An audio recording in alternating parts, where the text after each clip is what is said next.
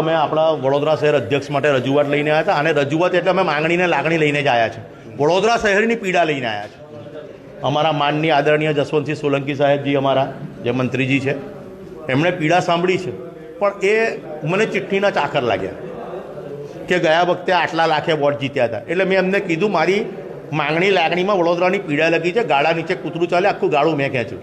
આ મોદીના નામ નીચે જીત્યા છે, પણ એમને 2 વાર વડોદરાની પ્રજાએ મોદીજી માટે સહન કર્યા છે. પણ અમારે તમે એવી કેવી ગુણવત્તા એમની, એમને કયા એવા રાષ્ટ્રીય એવોર્ડ લઈ લીધા તો તમે એમને રિપીટ કરી નાખ્યા.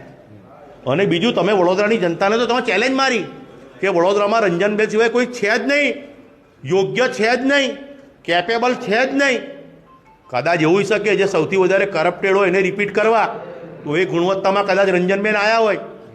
હા, તમે 10 વર્ષમાં જુઓ, મુખ્યમંત્રીએ તાત્કાલિક ગાંધીનગરથી દોડીને આવવું પડે અને કહેવું પડે છે કે અમદાવાદની વડોદરા વચ્ચે શબ્દ વાપર્યો. અને મને આજે યાદ છે કે વડોદરા શહેર આજથી 10 વર્ષ પહેલાં, હું અમદાવાદની વાત કરું, વડોદરા ક્યારે પહોંચીએ? કારણ કે વડોદરા અને અત્યારે તમે આણંદ જુઓ, ભરૂચ જુઓ,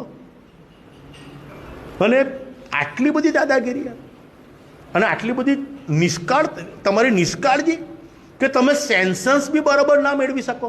તમે કોના લીધા? વડોદરાની જનતાને પૂછ્યું? આજે અમારે કેમ આવવું પડ્યું? મનુભાઈ ટાવર પર સમગ્ર વડોદરા વાસીઓને ભરોસો, તો આજે મનુભાઈ ટાવરથી હવે ભૂલ કેમ થઈ એની વડોદરા શહેરની જનતા જાણવા માંગે છે. જીજે 6 સવારે હટાવવું પડશે. જીજો 0-0 કરી દો. આપણે મુદ્દા મારી પાસે 16 થી 17 મુદ્દાઓ છે બાપુ. તમારે એક મુદ્દો જો ધ્યાનથી સાંભળવો હોય તો, પ્રથમ, સાંસદશ્રી એની પૂરી ગ્રાન્ટ પણ નથી વાપરી શક્યા. 70% ગ્રાન્ટો વગર વપરાશે પરત ગઈ છે. ગામે ગામ આરો લગાડવાના હતા, આરોના બિલ મુકાઈ ગયા, આરો લાગ્યા નથી. ગામે ગામ કચરો હટાવવા માટે ટ્રેક્ટર ફાળવ્યા છે, કાગળ પર જ ફાળવ્યા છે. ટ્રેક્ટરોએ ગાયબ થઈ ગયા, પાણીના ટેન્કરોએ ગાયબ થઈ ગયા. જૂનું એરપોર્ટ તો આપણું હતું જ, એવું તો નહોતું કે વડોદરાની અંદર રંજનબેન સાંસદ બન્યા અને પહેલાં એરપોર્ટ નહોતું. એ એરપોર્ટને ઇન્ટરનેશનલ એરપોર્ટ બતાવીને કરોડો રૂપિયા ચાઉ કરી ગયા. અને બેનશ્રી પાછા આ અગોરા પ્રોજેક્ટમાં ભાગીદારી લોકચર્ચા છે એવી. બીજી વસ્તુ, હરણી તળાવના જે દુર્ઘટના મર્યા ને, બેને કાણી પૈ નહીં આલી અને માતા તુલ્ય આપણે એમને કહીએ છીએ. કઈ માતા છે એમનામાં? એમને 12 બાળકો ના દેખાયા? 2 શિક્ષિકા એમના માતા નહોતા? 1 રૂપિયો નથી આલ્યો. કે બીજું, ઉપરથી શું કર્યું ખબર? એ હરણી બોર્ડકાળની અંદર છે ને, દબાવવા માટે તપાસ રોકી દેવડાઈ તરકટ રચીને. આ વડોદરાની જનતા શિક્ષણ ક્ષેત્રે ટોટલ ફેલ કરી નાખ્યા આપણને.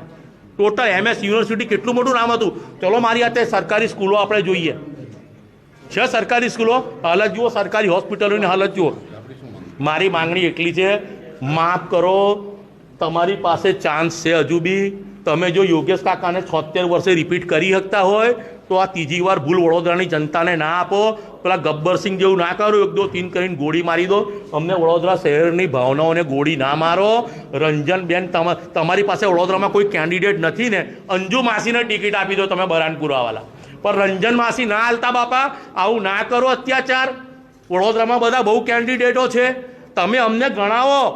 તમે કયા તથ્યોને આધારે રંજનબેનને પાછા રિપીટ કર્યા છે? કયા તથ્યો? એ આ જવાબ આપવો પડશે.